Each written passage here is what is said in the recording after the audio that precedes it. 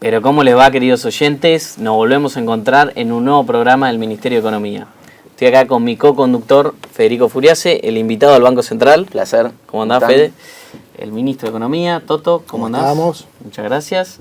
Y la revelación de esta semana, que es Martín Botier. ¿Cómo estás, Halcón? Le van a conocer la voz, ya todos lo conocen en el ámbito, es realmente brillante. Bueno, para arrancar el programa, la verdad que hiciste un tuit muy bueno, Toto, el otro día, que se repegó, y estaría bueno como a modo de resumen. El tuit es el siguiente: cosas que ya están pasando y se van a exponenciar en los próximos meses. La inflación va a bajar, la economía va a recuperar, los impuestos van a bajar, las regulaciones van a colapsar, el crédito privado va a explotar, la demanda de dinero va a aumentar, los pesos van a faltar, los dólares van a sobrar, el dólar financiero va a converger al dólar oficial, los salarios van a recuperar, la pobreza va a bajar. En ese sentido, el programa pasado vos, ya decías que tal vez el riesgo país era un lagging indicator y que había que ver la realidad. Y ya en la semana pasada habían empezado a bajar los dólares y a subir los activos. Y esta semana se siguió acentuando, ¿no? Pero bueno, ¿por qué no das un pantallazo de esto? A ver, diría que lo bueno no es el tuit, sino la realidad. Porque la realidad es que lo que pongo acá es lo que está pasando. Entonces, eso es lo más importante. Son todas cosas muy relevantes que, como digo, ya están pasando, ¿sí? Acá no es opinable. Ayer tuvimos los últimos números de lo que es la recuperación económica en julio. Construcción 8%, industria 6,9%. Claramente ya hay una recuperación. El crédito efectivamente está volando. El crédito subió 46% en los últimos 4 meses. Está creciendo a niveles de 2 dígitos. Está acelerando incluso en agosto y septiembre. Y los dólares libres empezaron a efectivamente los dólares empezaron a caer. Como siempre dijimos, acá voy a hacer una aclaración que lo pueden comprobar también desde las primeras entrevistas, ¿no? O sea, yo me he cansado de repetir ya desde diciembre, enero, que en algún momento iban a faltar los pesos y que en la competencia de monedas el peso iba a ser la moneda fuerte. Casi. Acá los muchachos que estábamos juntos en Anker pueden confirmar que estas son cosas, esto es algo que hemos... largas charlas procesadas. Largas charlas procesadas desde hace mucho tiempo, más de años. Más de 2 años de preparación en esto. Y efectivamente está pasando, estamos ejecutando exactamente lo que habíamos planificado y está pasando. Entonces, para mí siempre es muy importante marcar esto de que no es casualidad, marcar la diferencia entre casualidad y causalidad. Porque en Argentina, producto de todas las crisis que hemos tenido, el escepticismo es enorme. Y hay que combatir ese escepticismo. Pero ¿cuánta gente entiende realmente por qué se produjeron las crisis, qué es lo que pasó atrás y eso, ¿no? Con tanto relato, con tanta mentira que hubo durante tanto tiempo, ¿no? Que los especuladores, que los fondos del exterior, que el Fondo Monetario, o sea, nunca hubo ningún complot de nada contra Argentina. Como digo siempre, a Argentina le fue mal durante 120 años. ¿Por qué hizo las cosas mal? Porque era un país rico, pero era un mal alumno. Argentina hacía las cosas mal y por eso salían mal. Entonces tuvimos, de los últimos 123 años, en 113 años tuvimos déficit fiscal. Digan ustedes cómo financiarlo, con suba de impuestos, con emisión, con deuda. Todo esto fue generando esas famosas crisis que lo único que hicieron fue erosionar la calidad de vida de la gente y erosionar la credibilidad. Ahora, ¿por qué esta vez es diferente y por qué hablo de causalidad? porque hoy Argentina pasó de ser un muy mal alumno a ser prácticamente el mejor alumno. Hoy Argentina es casi el mejor alumno del mundo, prácticamente. Entonces, el único país con superávit. Exacto, entonces no hay en realidad ya las razones que hubo antes para que Argentina le vaya mal. Entonces cuando ustedes escuchan no, esta ya la vimos, es Argentina y demás, no, bueno, de vuelta, yo insisto, no la vimos porque no pasó nunca. Porque nunca hubo una vocación política como la que tiene hoy nuestro presidente para atacar el problema de raíz. Típicamente cuando Argentina llegaba a ese punto en el que ya el financiamiento del déficit se hacía insostenible, optaba por generar una crisis. Entonces, ya sea con devaluación, default, o sea, defaulteamos 9 veces. Ruptura de contratos. Ruptura de contratos, plan Bonex, le sacamos 13 ceros a nuestra moneda. Esta vez, en una situación muchísimo peor que todas, digamos, las anteriores, esta es la peor herencia de la historia, o sea, el presidente tomó la decisión de no generar una crisis como sugerían muchos y echarle la culpa al gobierno anterior y dejar que todo se desbande, la pobreza se vaya al 80-90% y de ahí pareciéramos héroes porque salir siempre desde esa situación cuando el ajuste lo hace el mercado es más fácil. Se decidió explicar el problema y solucionarlo. Efectivamente se hizo y eso es lo que el mundo no puede creer. ¿Por qué? Había que hacerlo, o sea, es algo que no tiene precedente mundial. Entonces, y por eso los niveles de confianza de la gente se sostienen con ese saneamiento macroeconómico, ¿no? Porque le explicaste lo que se iba a hacer, la herencia pesada, y es lo que se hizo. Exactamente, digamos, recuperar esa credibilidad perdida pasa por justamente explicar, hacer explicar las medidas que estamos tomando y que efectivamente tengan los resultados que nosotros queremos, porque podríamos estar explicando, haciéndolas y que fueran erróneas. Correcto. ¿No? Pero digamos que, de vuelta, si a alguien en diciembre del año pasado le decían que el dólar iba a estar al mismo precio 9 meses después, porque pongamos que el dólar está más o menos al mismo nivel que cuando... Nominal, ¿no? Porque sí, ajustado sería arriba de 3.000. Exactamente. Lo que heredamos. Está prácticamente al mismo precio, que la inflación iba a estar en 4%, que íbamos a haber solucionado el problema del déficit fiscal en un mes, que íbamos a haber solucionado el problema del déficit cuasi fiscal en 6 meses, y se iba a terminar la emisión en Argentina. Que íbamos a bajar el impuesto país. Que íbamos a bajar un impuesto que habíamos dicho que lo íbamos a subir provisoriamente. Debe ser la primera vez en la historia argentina que pasa eso. No sé si la y que primera, vos, pero... Toto, siempre lo marcas, ¿por qué razón se subió provisoriamente? Para blindar el ancla fiscal, Por supuesto. como lo marcas siempre, ¿no? Ante el ruido político. Por supuesto, pero de vuelta, pensar eso hace 9 meses, digamos, era utópico. Realmente utópico. Hoy estamos en una situación en la que, como bien dice el tuit, todas estas cosas están pasando. Y todo esto se hizo, además, con un sinceramiento de precios relativos. Recordemos que estaban pisados combustibles, tarifas, alimentos, tipo de cambio, obviamente. Todo esto se hizo sincerando precios, resolviendo el problema de la deuda también del Banco Central con los importadores y sobre todo sin romper contratos, sin hacer ninguna de las cosas que Argentina supo hacer. Con eso se evitó una crisis fenomenal. Imagínense de vuelta que con mucho menos, por mucho menos, Argentina siempre gatilló crisis tremendas, como la última de la salida de la convertibilidad.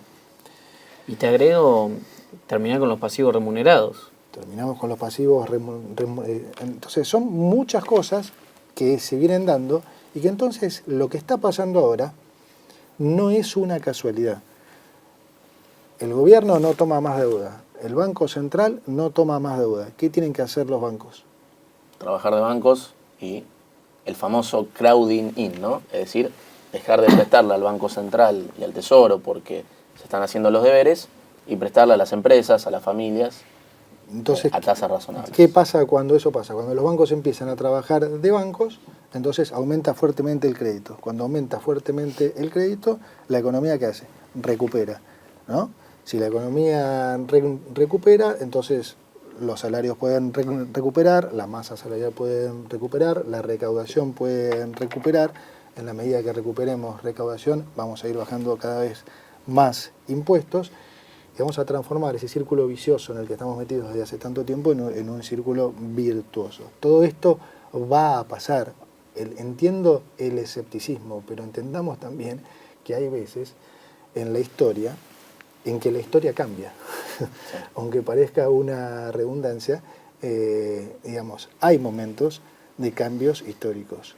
Y este es ese momento, este es claramente un cambio en la historia. Y en general, para que haya un cambio histórico así, lo tiene que conducir personas con la convicción, con la inteligencia, con la personalidad de el presidente.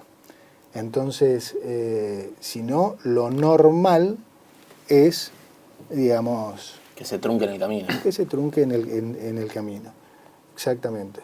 Entonces estamos efectivamente en un cambio histórico. A mí me encantaría transmitirlo y que la gente lo entendiera, porque es parte de combatir el escepticismo. Y por eso jorobo tanto con lo de la casualidad y la casualidad, porque la mejor forma de combatirlo es explicando. Y que la gente entienda entonces que esto no está pasando de casualidad, sino que está pasando porque así estuvo estudiado, así estuvo armado y así estuvo ejecutado. Entonces...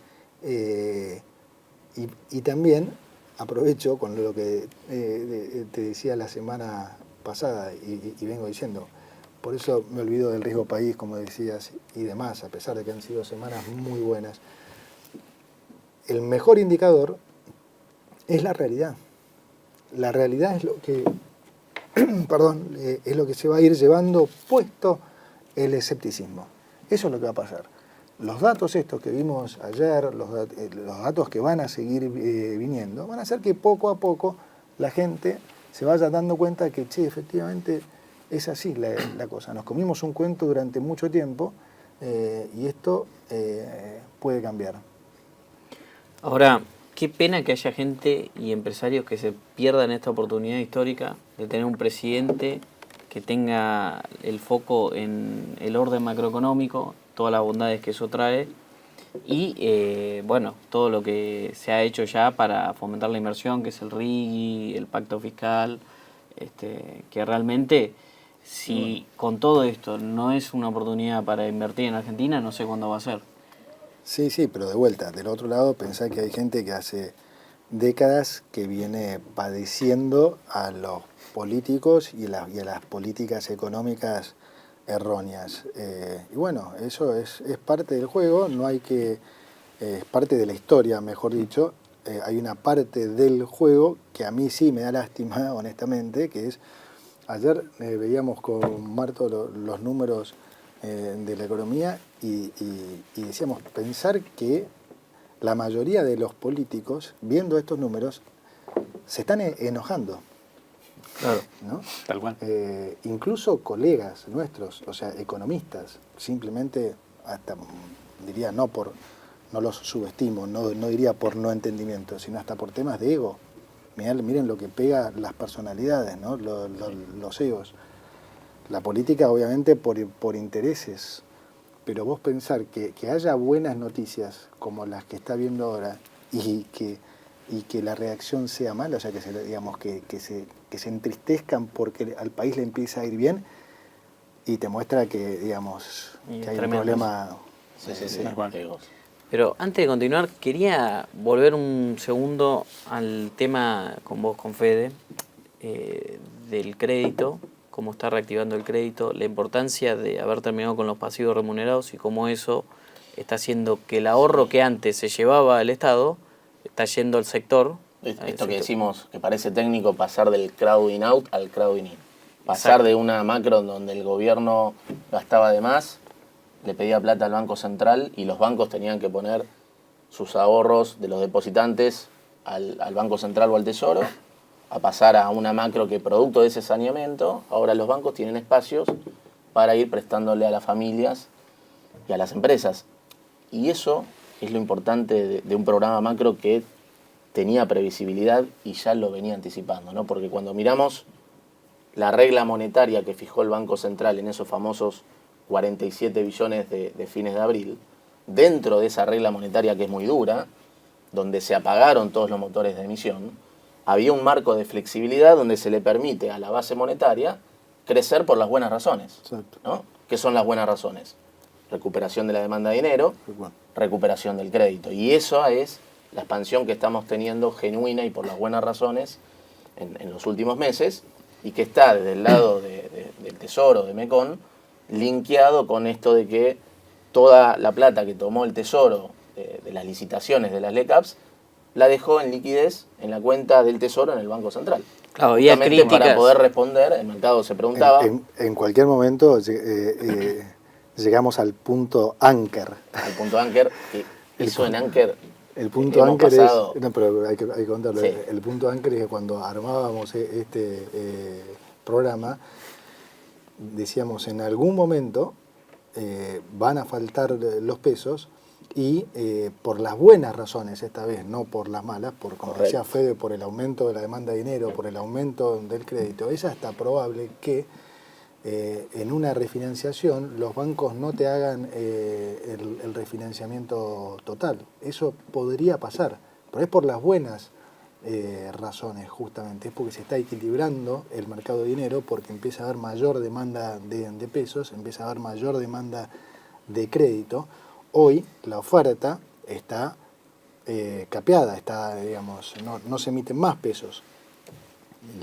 La demanda obviamente está subiendo. Típicamente cuando la inflación baja y las tasas bajan, la demanda de dinero sube, y como no tenemos más déficit, ahora está subiendo fuertemente el crédito. Entonces nosotros nos preguntábamos en Anker hace ya más de un año y medio, ¿cuándo pasaría que de repente habría un vencimiento del Tesoro y algunos bancos por ahí preferirían los pesos porque hoy se los demanda el sector privado? Este efecto crowding in que dice Fede. Esa es la razón por la que cuando nosotros tomamos pesos en el mercado desde el Tesoro, cuando digo nosotros, digo el gobierno tomó pesos para matar un poco el sobrante que había de pesos, el famoso overhang monetario, dejamos los pesos a tasa cero en el Banco Central. Muchos se preguntaron ahí, ¿qué sonsos? ¿Por qué no le recompraron deuda al Central? No le recompramos deuda al Central porque sabemos que este escenario podía pasar. Entonces, eventualmente, si no hay un full refinanciamiento, nosotros ahora tenemos reservas en pesos en el Central para que los bancos tengan esos pesos y lo puedan aplicar a crédito. Ahora, qué importante es transmitirle a la gente que el programa está pensado hace un montón y que cada paso que se va dando fue estudiado, analizado y previsto. Cada paso, no nos movimos, pero nada. Totalmente. Y al mismo tiempo, digamos, ese colchón de liquidez que tiene el Tesoro, con esto cierro, mientras los bancos no te pidan esos pesos, le da mucha previsibilidad y tranquilidad al inversor que apuesta al peso a extender su perfil de vencimientos, porque el Tesoro tiene esa plata en liquidez y eso también le saca volatilidad de tasas al mercado, y es un paso muy importante para lo que hizo, porque esa coordinación entre Banco Central y Tesoro permitió, como dice Toto, limpiar ese overhang monetario, ese excedente de pesos que eran 12, 13 puntos del producto, por superávit fiscal y por el financiamiento neto que tomó el Tesoro. Pero como hay superávit fiscal y fueron a tasas sostenibles, la deuda del Tesoro en pesos, consolidada, Tesoro más Banco Central, bajó de 27 puntos de producto a 13 puntos de producto. Correcto. Se limpió el overhang con solvencia fiscal intertemporal, bajando el stock de deuda en pesos consolidado, y la deuda relevante en pesos, que es 13 puntos del producto, te deja en una posición muy cómoda para convalidar tasas reales positivas, que es lo que pide ahora el mercado, y es lo que te ayuda a tener esa convergencia del dólar de arriba hacia abajo y a seguir bajando la inflación. Sí. ¿No? Y eso, ahí está la importancia fundamental de lo que fue la estrategia financiera que vos podés hablar del programa. Sí. No, y es importante aclarar también ahora, aprovechar eso para lo que muchos no entendieron en su momento, que es por qué fijamos este nivel de base, por qué se usaron los 47 billones y medio de fin de abril. Porque el nivel de agregados monetarios que había en su momento era muy bajo, ¿sí? Entonces, de vuelta, el mercado de pesos es un mercado más de oferta y demanda. Típicamente, los economistas se focalizan más en la oferta, pero la realidad es que es un mercado más.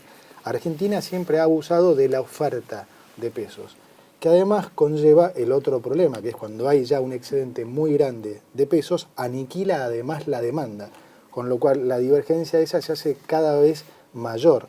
Ahora bien, esa divergencia en el gobierno anterior fue tan alta, se emitieron tantos pesos, que la gente empezó a huir tanto del peso, empezó a demandar cada vez menos, y este gap se hizo realmente muy, muy grande.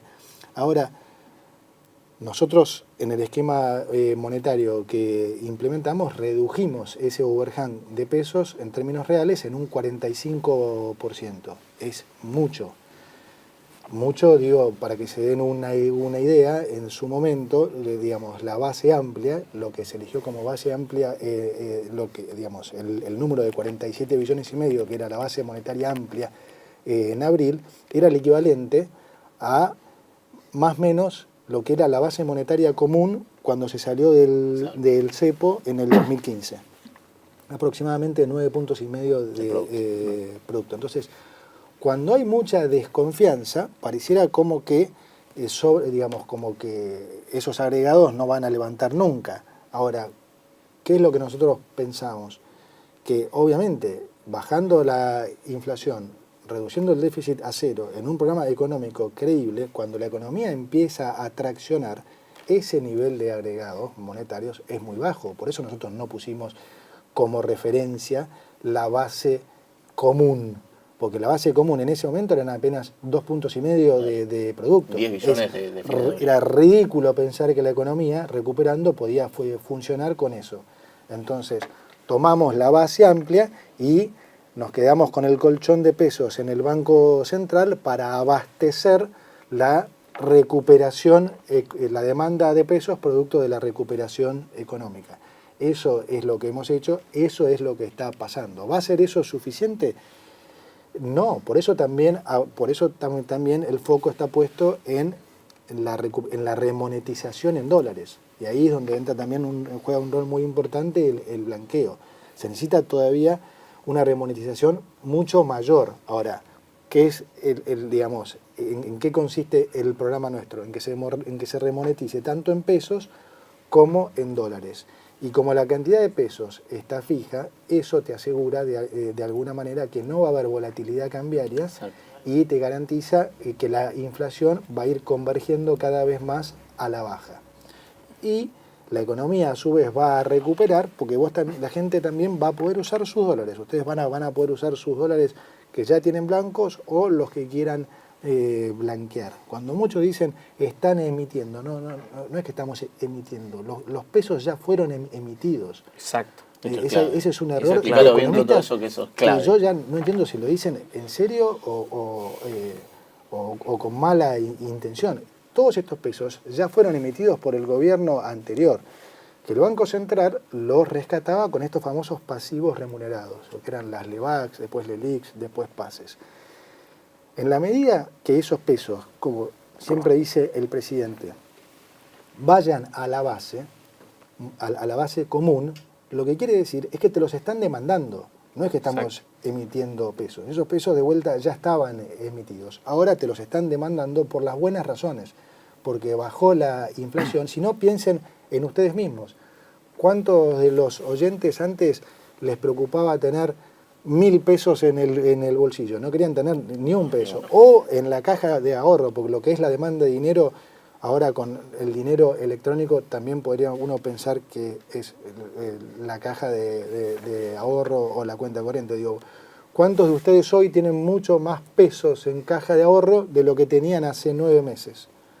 Entonces, sí, ese rulito que había, que te pasabas de Naranja X a Personal Pay, a exacto, Mercado Pago, o sea, exacto. Imagínate lo que era. Eso está yendo a base, obviamente el multiplicador y los encajes consecuentes también está yendo a base, entonces ustedes van a ver que la base común aumenta, no es que se están emitiendo pesos, es que justamente se están demandando más pesos, e insisto, claro, por eso nosotros que ya fueron emitidos y por eso nosotros pusimos el CAP en los 47 millones y medio de abril, porque sabíamos que con la economía recuperando, esa cantidad de pesos en la base monetaria era absolutamente insuficiente para abastecer una recuperación razonable.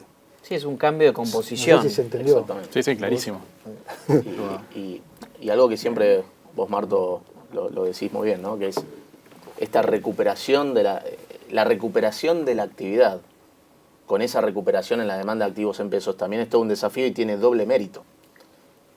Porque obviamente tiene que ver con por qué la base de comparación, los números de actividad contra el año pasado, es una base de comparación que está ficticiamente elevada, porque la demanda de dinero se te caía y entonces comprabas autos, electrodomésticos, pero no era una demanda genuina de bienes, sino que tenía que ver con la caída en la demanda de dinero. Hoy se está recuperando la demanda de dinero en conjunto con la recuperación, ¿no?, de la actividad. Sí, de hecho algo que es muy importante respecto al crecimiento de la actividad, que quizás en otros periodos de la historia teníamos periodos de crecimiento relativamente cortos, con impulsos o con estímulos artificiales, por ejemplo esta caída en la demanda de dinero, que hacía que fuera insostenible, ¿no?, y terminaba eventualmente en un sinceramiento. Esta vez el crecimiento, la recuperación que estamos viendo en los últimos meses está vinculada justamente al ordenamiento macroeconómico, ¿no?, una menor inflación, una recuperación en la demanda de dinero, y de hecho también para sumar un dato más de todos los que estuvimos mencionando, esta semana se conoció el indicador de salarios que publica la Secretaría de Trabajo, que es el primer indicador oficial, uno podría decir, de salarios. Tuvo una recuperación de 2% en términos reales en julio y ya está casi en los niveles de noviembre del año pasado, con lo cual fue básicamente, es muy relevante, pues fue básicamente una recuperación muy rápida y mucho más rápida que en otros periodos de la historia, donde, digamos, una devaluación fue acompañada de una caída en el salario real, ¿no? Y esta recuperación en el salario fue en 7 u 8 meses, es mucho más rápida que la que tuvimos quizá en 2014, en 2018, y en momentos en donde el salario tampoco volvió a esos niveles. ¿Y cómo se están recuperando las jubilaciones también y los programas sociales? Bueno, ese es otro dato muy importante, porque cuando miramos la demanda, veíamos el impulso que mencionaba Fede desde el lado del crédito, desde el lado de los salarios reales, y también tenemos a los perceptores de otros ingresos, digamos, como son, por ejemplo, jubilaciones y programas sociales.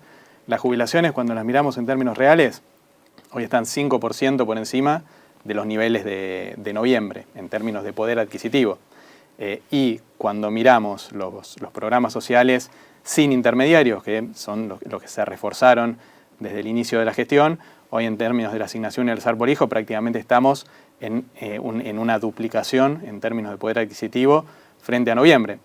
Con lo cual acá lo que es también muy importante es que esta mejora significativa, tanto en los programas sociales sin intermediarios como en las jubilaciones, se dio en un proceso de consolidación fiscal, ¿no? Por ejemplo, si uno lo compara... El ajuste más grande de la historia de Argentina. Exactamente. Cuida hasta los vulnerables. Cuidando ¿Qué los es más lo que pidió el presidente? Exacto. O sea, ¿qué es lo que pidió el presidente? Y para completar lo de Marto, hoy el AUH más la canasta más la tarjeta alimentar cubren prácticamente el 100% de la canasta básica. Cuando llegamos cubrían escasamente el 55%.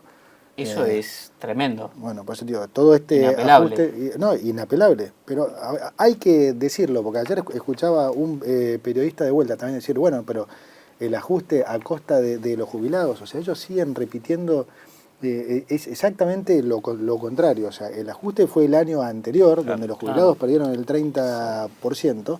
En medio del plan en medio de aumento de gasto, no de ajuste. Con nosotros, digamos, con el presidente Milei, al contrario, en pleno ajuste, ¿sí?, recuperaron, le ganaron a la inflación.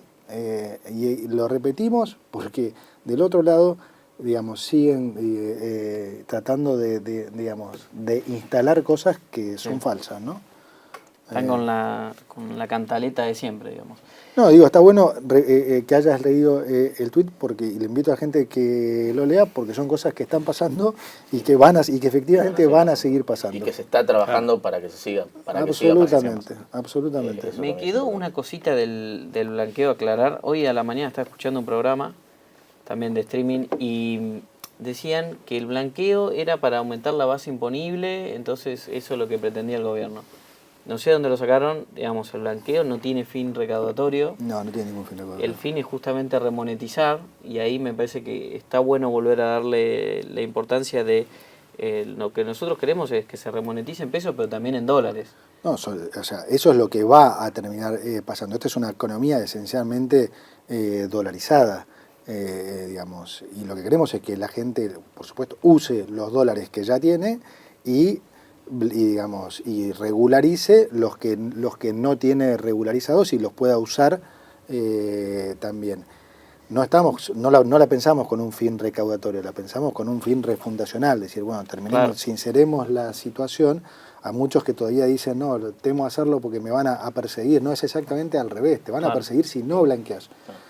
Si regularizas, no te van a perseguir. Es exactamente al revés de lo que se dice. De hecho, el otro día salió una aclaración para los monotributistas que estaban ahí con miedo de que... Por supuesto, hoy de vuelta es una oportunidad histórica, es un punto realmente de inflexión. Todos tenemos para aportar. Yo repito esto porque uno como ciudadano cree que es insignificante y no se da cuenta que en realidad la economía es la sumatoria de las decisiones de todos los ciudadanos y todo esto influye y mucho. Y el blanqueo es un caso, claro de que es en beneficio de todos, es en beneficio de la persona que blanquea, es en beneficio del país, sobre todo de los que menos tienen, porque esto es lo que va a ayudar a que la economía recupere y entonces podamos de vuelta tener mayor superávit, bajar impuestos, pero sobre todo que se genere mayor empleo, mejores salarios. Entonces, todo esto está ligado a un sinceramiento que está realmente servido en bandeja, porque hoy no hay promesas. Esto es importante que la gente entienda. Hoy, como decimos, dato mata relato. O sea, hoy no hay promesas de que vamos a terminar con el déficit, de que vamos a terminar con la emisión. Terminamos con el déficit en Argentina, terminamos con la emisión. O sea, no es una promesa. Créanme que el mundo está choqueado con eso. O sea, en este contexto es que además se está implementando esta medida por supuesto, o sea, las cosas están a la vista. Entonces, sí, yo creo que el riesgo político y demás. A medida que se dé este círculo virtuoso, la oportunidad histórica de haber entrado al blanqueo, al adelanto de bienes personales, este RI para contribuyentes, se va a notar cada vez más, y los que no lo hicieron se van a querer matar porque van a haber perdido una oportunidad increíble. Que ya se viene, digamos, de vuelta, es todo entendible, ya se viene perdiendo desde hace tiempo. O sea, sí. ¿Cuánta gente, hablaba pestes de lo que se iba a hacer si ganaba el presidente y demás? Pero supongamos que en ese momento podía haber sido especulación porque no se sabía. Ahora, después ganó, explicamos lo que íbamos a hacer y demás. Y aún así hay mucha gente que trata de inculcar temor, siempre mirar no la mitad del vaso vacío, sino el cuarto del vaso vacío, si fuera posible. Entonces, la realidad es que todos tenemos que entender que esto tiene una lógica atrás, que Argentina cambió, que va más allá incluso, diría, del liberalismo. O sea, vos tenés hoy la mayoría de las provincias en equilibrio, sacando lo que son los gobernadores, digamos, kirchneristas, pero después en diferentes, ya sea de Juntos por el Cambio, radicales o peronistas, no kirchneristas, todos están con equilibrio y además están contentos con esta situación. Es mucho mejor para ellos. Yo hablo con los gobernadores y los veo contentos porque, claro, ahora tienen independencia. Antes tenían que venir a golpearle la puerta al ministro de Economía o al presidente de turno para pedirles plata. Sí. Hoy tienen independencia. Hoy, digamos, encontraron un modelo que ellos genuinamente por ahí creían que no era posible, claro. Y ahora se dieron cuenta que es posible y que es mucho mejor que el otro. Totalmente. Entonces, tampoco es que el riesgo es el que se dice. Tener que el incentivo político, tener superávit fiscal es espectacular. A nivel incentivo, ¿no? Eso totalmente. Por ahí algo que vos marcás siempre, Feli, en esta macro donde no hay déficit, donde no hay emisión, se apagaron los motores de emisión, se saneó la hoja de balance central y demás, el chip de la ganancia de competitividad, ¿no? La ganancia de competitividad es por baja de tasas, de costo de capital, de la inflación, totalmente. De los impuestos. No es por devaluación, como pasaba en los otros gobiernos, que era todo déficit fiscal financiado con emisión, ¿no? Claro, era un programa que era inviable, entonces todo se solucionaba licuando ahorros y salario de la gente. No, y todas las cosas que, digamos, lo que hemos hecho de las reglamentaciones técnicas tiene un impacto en los costos tremendo. No solo la baja del impuesto país, vamos a estar bajando ahora también impuestos a la importación también, los famosos aranceles vamos a estar bajando también. Lo que hace Federico en términos de desregulación es un trabajo descomunal que ayuda a la recuperación económica, no, es, yo diría, vital.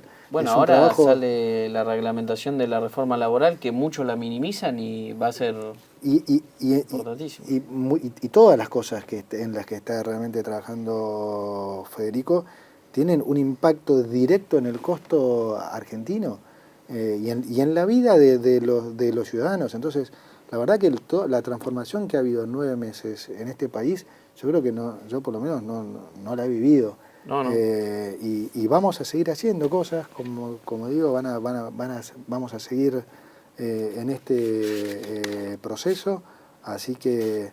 Sí, para ya ir cerrando, si querés, podemos contar las últimas novedades, las últimas temas del resultado fiscal.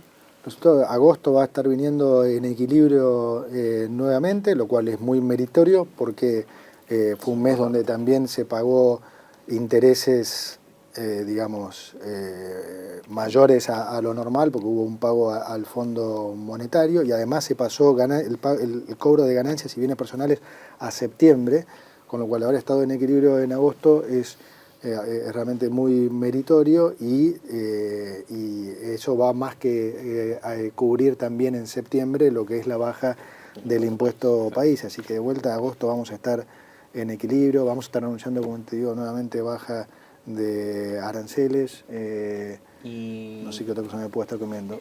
Sí, tema tasas. Y tema de las tasas, sí, estamos sacando también algo muy importante. Estamos sacando una resolución para prohibir que los municipios, que como ustedes saben hoy están haciendo abuso de las tasas municipales, puedan cobrar esas tasas en lo que son, digamos, servicios públicos.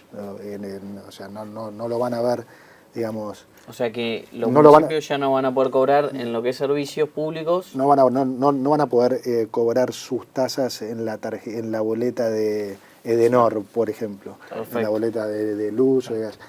También, o sea, esto es un primer paso que es muy importante porque te escondían las uvas ahí. Claro, pero también hay otros que están yendo por más, como el intendente de Lanús y demás, subiéndolo directamente las tasas a los supermercados o Pilar mismo, hay muchos. Entienda la gente que para que la tasa sube, primero, para que se cobre una tasa tiene que haber una contraprestación. Y para que la tasa suba, obviamente, tiene que haber una contraprestación adicional que no está viendo. Entonces, también estamos viendo cómo solucionar ese problema porque lo está padeciendo el ciudadano común, ¿no? Digamos, el abuso de estos intendentes que en vez de hacer el trabajo que tienen que hacer, se dedican a jorobar a sus vecinos, ¿no? En vez de sumarse a este momento histórico. Pero bueno, me parece que cubrimos todo. La verdad que vos sos el jefe. Un todoterreno. Acá, después cambiamos de sombrero. Bueno, buenísimo, chicos. Gracias Toto por volver a estar. Esperemos verte seguido acá. Hoy tuvimos cambio de escenario. Sí, ya vamos a traer. Ya mencionaste a varios que tenemos que traer. Así Tal cual. Muchas gracias a toda la audiencia. Bueno, hasta la próxima. Hasta la próxima.